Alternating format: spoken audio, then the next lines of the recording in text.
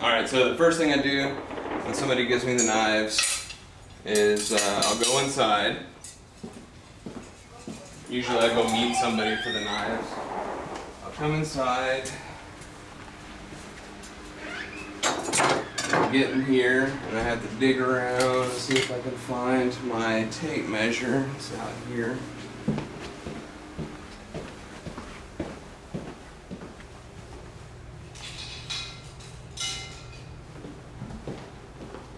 Tape measure and a pen. I gotta record how long the knives are, who gave them. And then I have got a spiral. That's my folder. I've got a red spiral. This happens every time, and I've got to go through and find the spiral.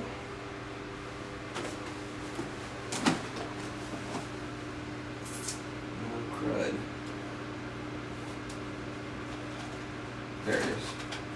So I've got this folder. This has got some disclaimers and stickers in it. And I come in here and flip through and find the last page that's open. So I'll put Louis. Today is what, 4/15? 15. Chicago cutlery. I do this whenever I first get it to make sure that, you know, I don't forget a knife. If I'm working on 3 or 4 sets, I can come back through, check them off. Chicago Saboteur. Sometimes I take a picture of them if there's a whole bunch of pocket knives and stuff. And I charge by the inch, so I measure it out. That one is 7.5. That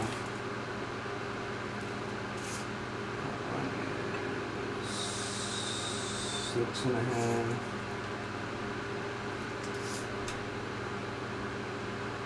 That 7. So that'd be 7, 14. With 7.5, 6.5, and 7. Pull out the calculator. You're asking the wrong guy. $21. So now I have that documented. This is probably where I would lose this and this. I'm going to throw it in there for right now. I'm going to go out to the garage, start working. So that's kind of how the beginning there goes.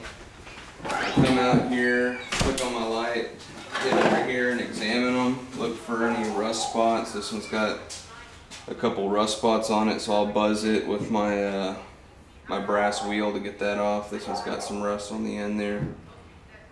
This one looks pretty good. So I've got to come over here, and I've got a couple pair of safety glasses in here. I don't always find them that fast, so that might be something to cut a couple seconds off there. I come over here and it's going to get loud on the video probably while I'm running these machines. I'm just going to buzz off some of this rust stains.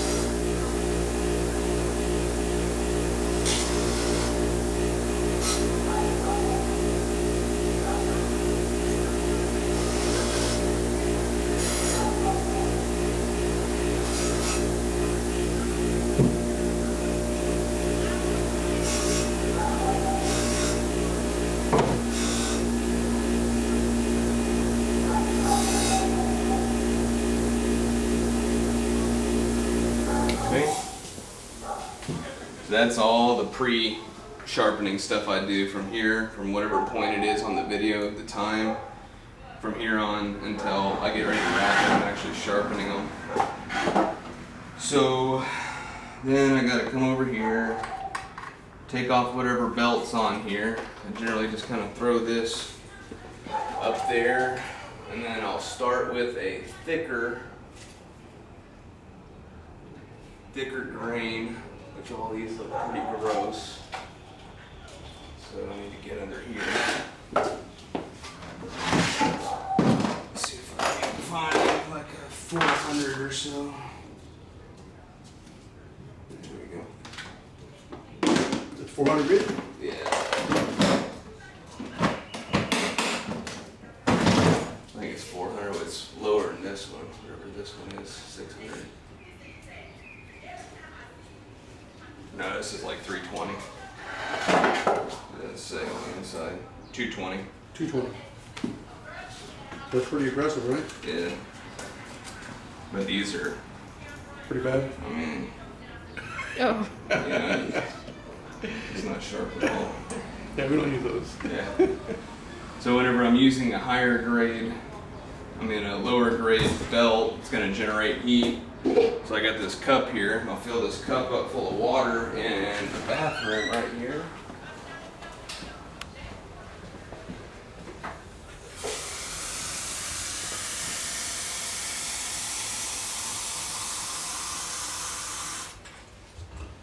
So maybe that's somewhere we could squeeze off a couple of seconds. It'd be, like I said, to put a jug of water up on top or something. If I need to fill it up, I can fill it real fast. I can't leave it full of water all the time because this is iron dust, and as I dip it in there, it'll eventually just fill that thing up full of rust, the iron dust in there. So every time you dip a clean knife in there, it comes out just covered in rust, and It makes it worse. yeah, it makes it worse. So you need to have clean water source every time. Yeah, fairly clean. I can use it about 2 or 3 times. Okay. That's another thing, these cords are always in my way. I was just looking at that. And if we're gonna shift everything over here and have this open maybe.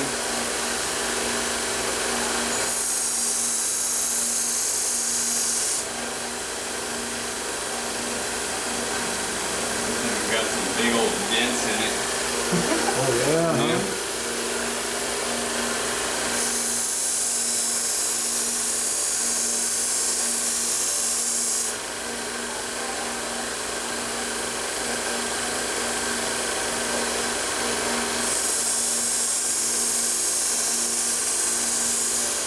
These lower grit belts, I'm just setting the bevel.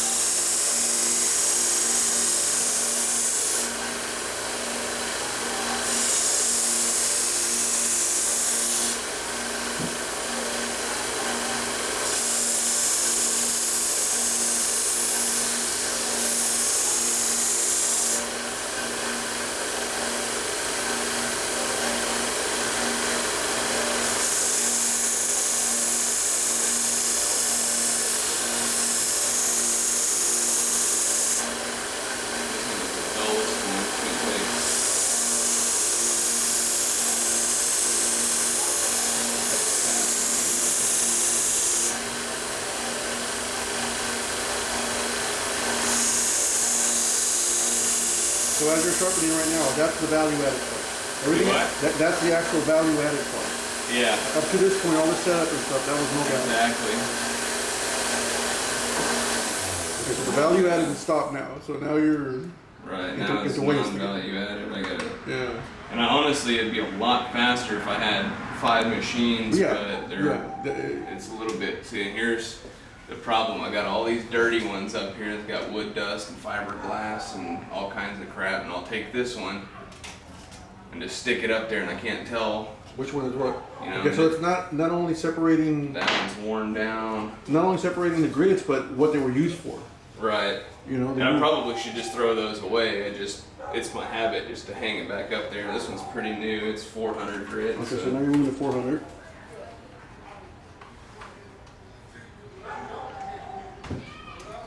I used to use this lamp to really see what I was doing, but I've got it down by feel now that I don't really need this thing. Probably a strip light would work better for me. Top light. Yeah, something besides this thing in my way all the time.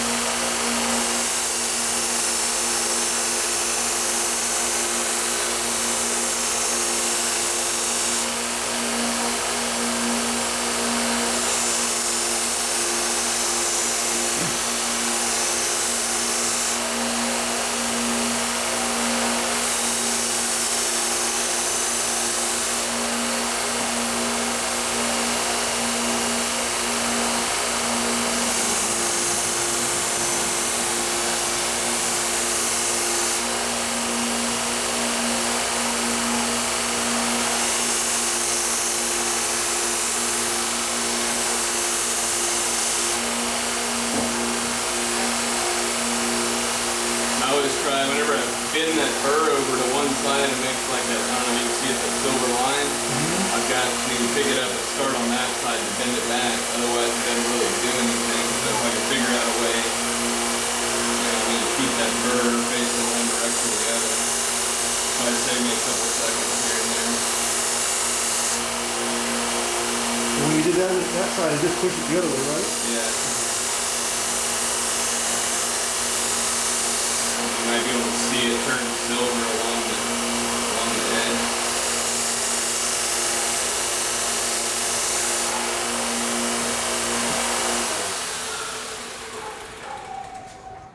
Go from 400 grit. I'm gonna stick that back up there. Come through these because these all look the same. I try to write on the inside, the tape wears off. That one says 15, so I go to 15 micron. Wow. It's printed on the inside of them, but after you use them a time or two, the wheels wear away the numbers. These are 15 micron? Yeah, and this one's 9, so I know I'll use that one last. And I've never seen anything that fine. Yeah, I mean you can feel them. They just feel like It feels like film. Feels like just plastic. Yeah. That's 15.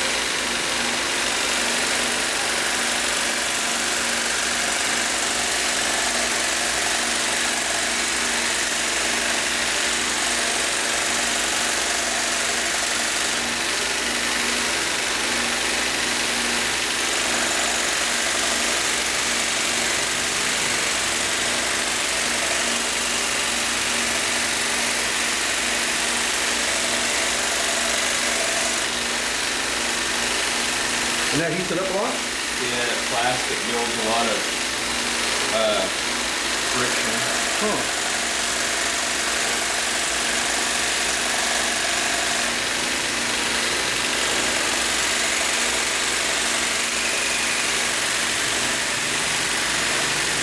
And when you run a pinky on that, does that hurt at all or no?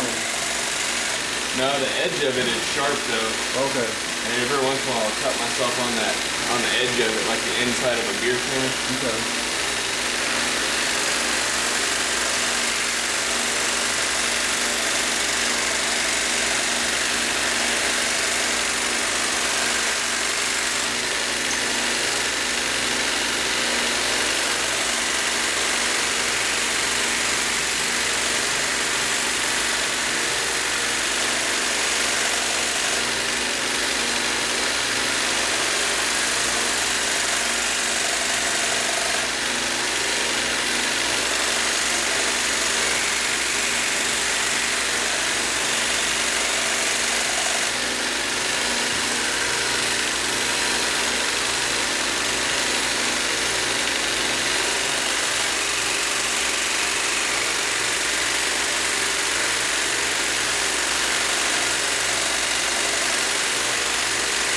And I'm down to my last micron belts. I reordered some more, but I don't really have a system for that. I don't think that's part of 5S, but it probably would look nice if the professor can make like a Kanban chart or something like that. Definitely. Like he has for his bathroom stuff. So I got all the way down to where I had 2 left. I got 1 of each kind right now, and if one of these breaks, then I just gotta wait until that order comes in. I didn't even know it until I looked. I got to digging around in that box. You know. I was like, oh crap. That's cool because there's a lot of room for implementing 5S. Yeah. So I said this one's 9. Yeah. So that one's almost polishing now, right? Oh, it'll turn it into a mirror. Yeah. You'll be able to see your reflection if you got. I have some jewelers loops people looking at. Oh.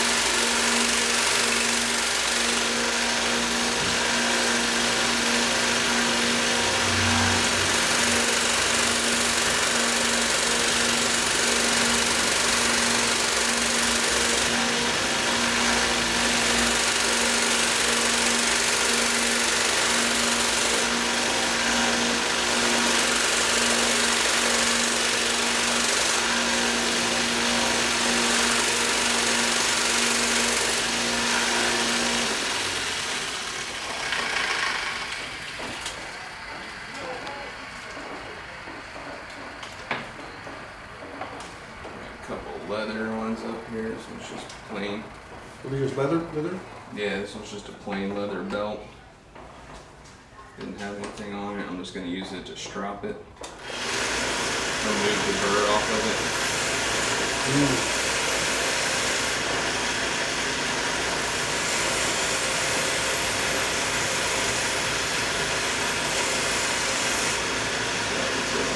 That wire edge will just peel away on this thing. Made it into a perfect sharp edge.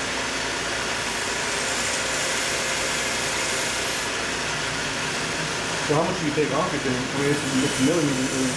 Less than a millimeter. Unless it's really, really dull and you want it to be really, really sharp like an axe or something like that, then probably a couple millimeters. Okay. And even then it's not too much, huh? I've been sharpening my pocket knife, I don't know, once a month for 3 years or so doing it, and hadn't changed the shape of it too much.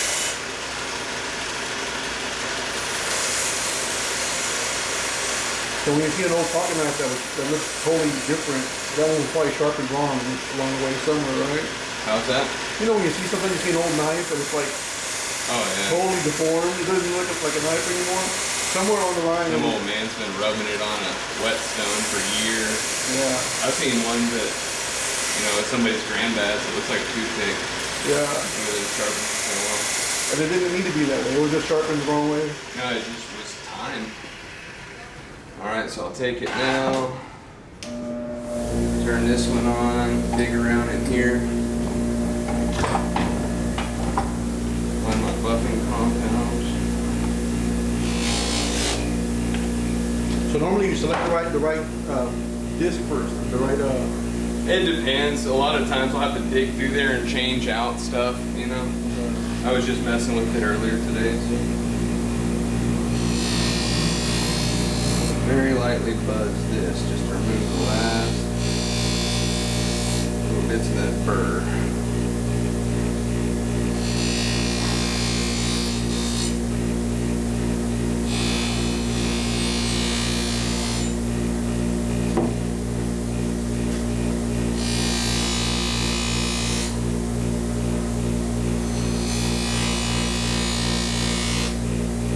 Okay, so now we test.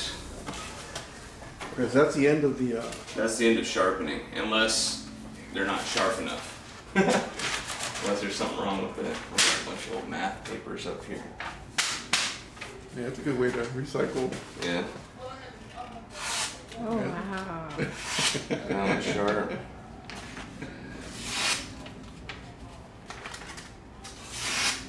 So they're all good.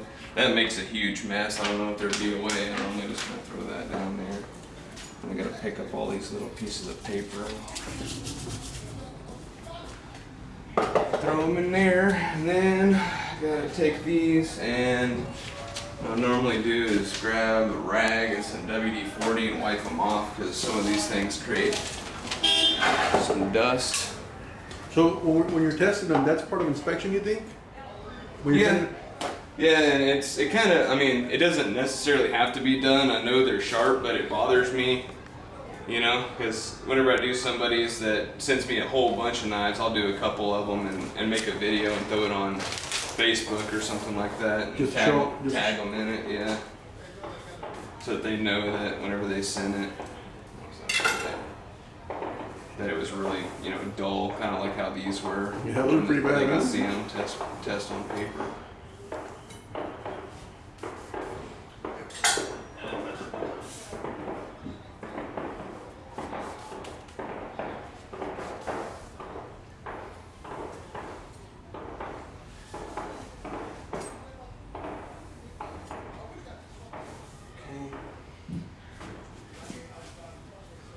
And they look pretty good.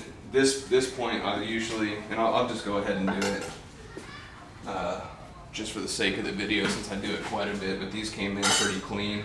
A lot of times I get hunting knives and stuff like that that've got a bunch of blood, you know, and stuff, and if it's a wooden handle. So I'll run inside.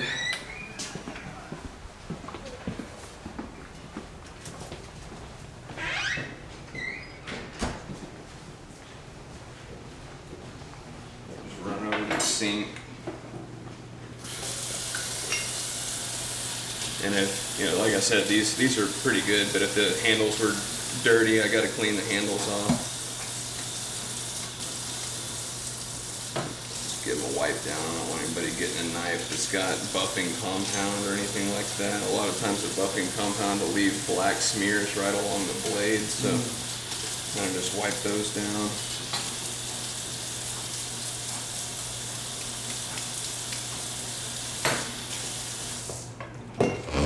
Dry them off.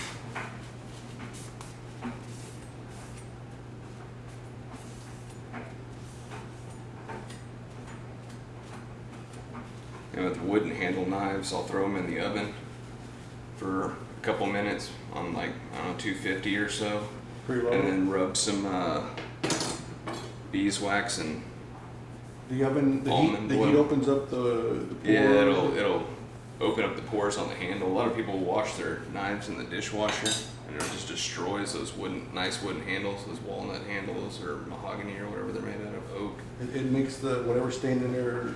Yeah, it tears them fade. up bad. So I'll throw them in the oven, heat up that handle for a couple of minutes. I'm gonna grab one more piece of paper towel for whenever I put this oil on.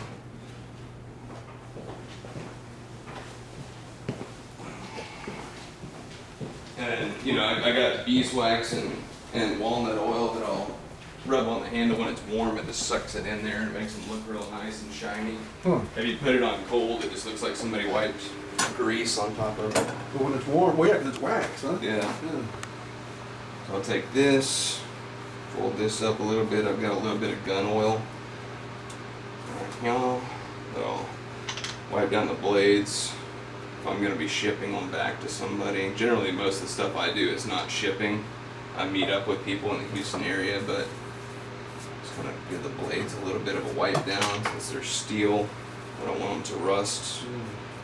Say I wrap them up and then I can't meet with somebody until Friday and it's Monday or Sunday. You know, I And don't. some water's left on there. Yeah, some water's left on it, or, you know, as humid as it is here, I don't want them to open it up and there'd be rust spots on it. Yeah, yeah. Especially like the real old carbon steel blades from, you know, Granddad's fillet knife. Or, Those tend to rust up a lot. oh yeah, they'll rust in hours. They're the same stuff those straight razors are made out of. If you Okay. don't keep them oiled, they'll rust. Huh. Wipe all that excess oil off. A little bit too much on there. And technically, I could just have a rag that's already oiled Mm-hmm. and wipe it down and not have to do all this and then throw one away. Yeah, that's actually a good idea. I could just keep one in a mason jar or something, pull it out. Or a little Tupperware or whatever. Right. And I gotta find my saran wrap, which is here. So that saran wrap should ideally be on a pole, like on a. Normally is what I have is I'll call my wife in here and have her hold it, but if she's not home, then I gotta do it myself. It's kind of a pain in the butt to do that. But it ideally should be mounted somewhere, right? Yeah, I mean, if I could, Like a piece of pipe somehow Yeah. mounted to the table you want piece to of make. wire or a hook or something. Okay. I gotta find scissors, which, like I said, aren't always right here, but we cleaned up today, so I knew exactly where they were at.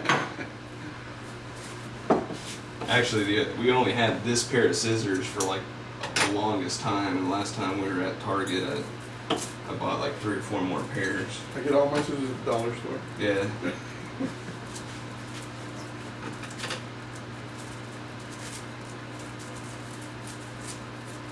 You sharpen scissors too? Good quality scissors? Yeah, I kind of try to shy away from doing stylist scissors because that's how those people make a living. But like fabric shears, I restored a whole bunch of fabric shears a while back. A woman's grandmother had them in a collection, and she passed away, and she wanted me to, you know, they were completely rusted. Wanted me to bring them all back to looking like chrome and functional and everything. So I can do fabric shears or kitchen shears or just little scissors like that. And I can do hair cutting shears, but they're real particular because if you get them too sharp, they won't cut hair. They'll just push it out of the way. They'll cut everything but hair, but since hair's slick on the microscopic level, it'll just kind of slide it. So instead of going down to like 9 micron, I'll just go down to like I don't know, 600 grit or whatever. Huh. So that's those. So we're gonna go out in the garage.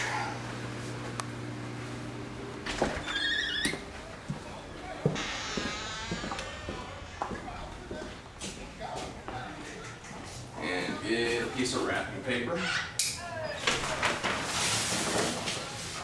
Kind of just guess here about how long I've pulled it out.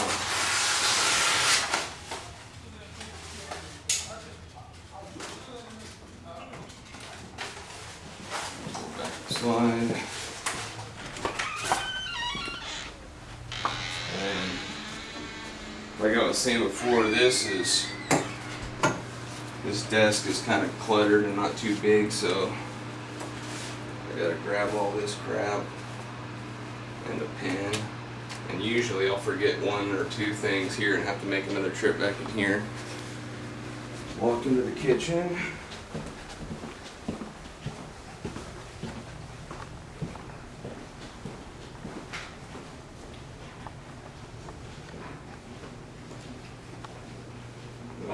Placemats.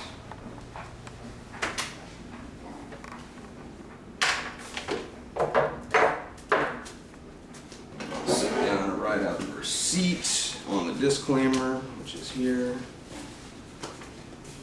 This is my last one of these, so I've got to remember to print more. I'm glad I had one for the video. So then I just kind of transcribe here what's on here. Okay. So Chicago 7.5.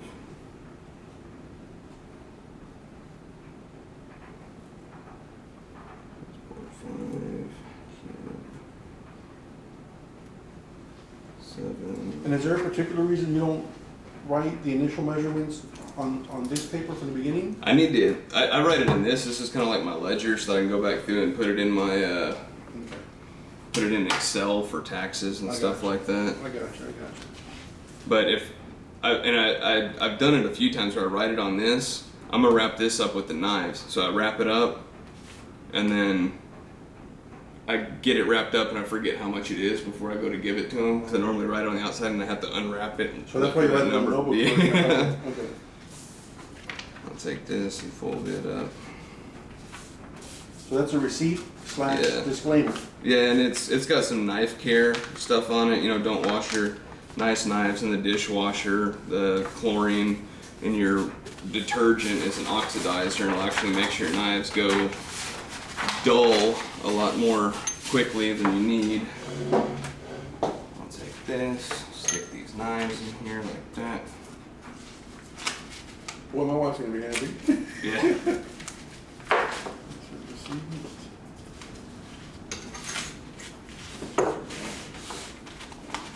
So where I gotta hope that I made this print the right size.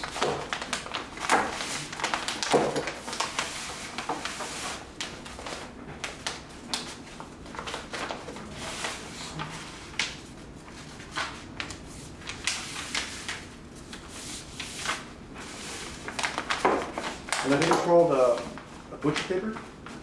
It's actually the paper that painters use for the floor, and it came in the roll that was like 5 feet wide, and I just cut it in half with the. So you get it at a hardware store? Yeah. Home Depot, Lowe's, whatever? Yeah, I cut it in half with my my miter saw, Oh, okay, I see what you're saying. so that it was just a half a roll, you know, so it wasn't so wide. I got you. And I gotta go find a pair of scissors.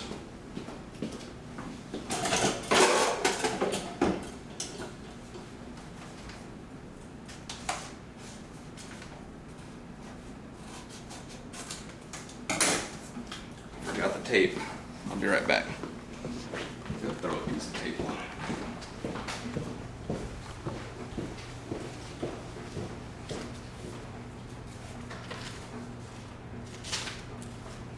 It's a good process for a project, you know? You make it easy.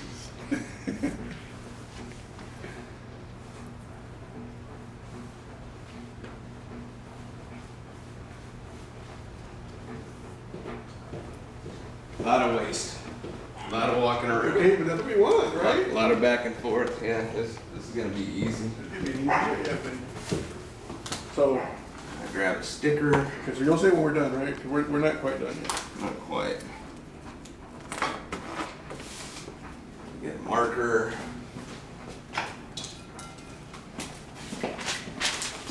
Look at it. Louis 21, LG 21. I'll give you an hour for that. Yeah. I'm gonna stick a couple cards in the top. Done. Okay, now you can stop.